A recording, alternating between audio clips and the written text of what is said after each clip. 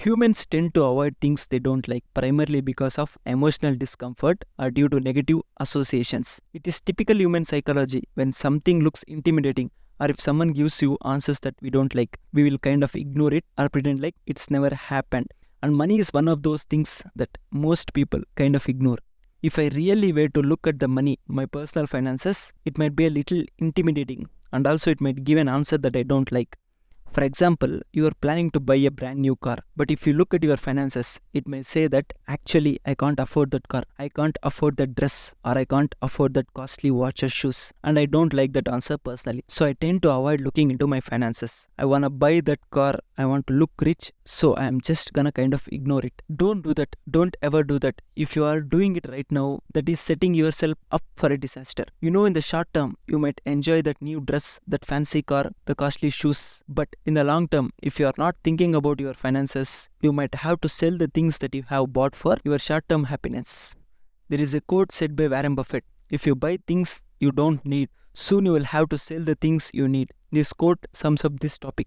If you don't think about your finances, you are gonna have nights where you will be staying up all night. It's gonna cause you stress. It's gonna make you hard for you to engage with your family, your friends, with work. So short-term gain for long-term pain is not a good trade-off. You don't have to get a PhD in finance to manage money. I would encourage you to do just basics, simple calculations. How much you are earning every month. So look at your payslip.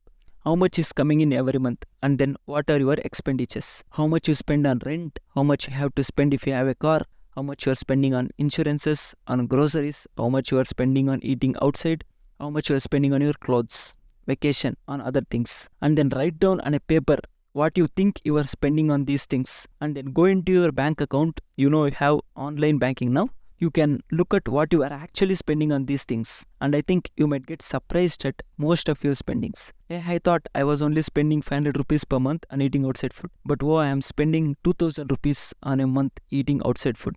That's a lot more than I thought. So in the same sense, do for all these things and make sure that at minimum you are living in a sustainable way. By calculations, if you found out that you can't afford your rent the way you are living, your car payment, your insurance and all that, but ideally, this is something that I tell to everyone who ask me, and I tell myself personally as well. Live below your means.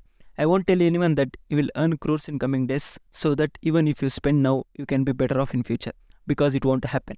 A person who can't manage his own personal finances cannot create wealth in the long term. It takes time. Start to live below your means. Sell off all the unwanted packages. Don't ever worry about people or society. Live for yourself.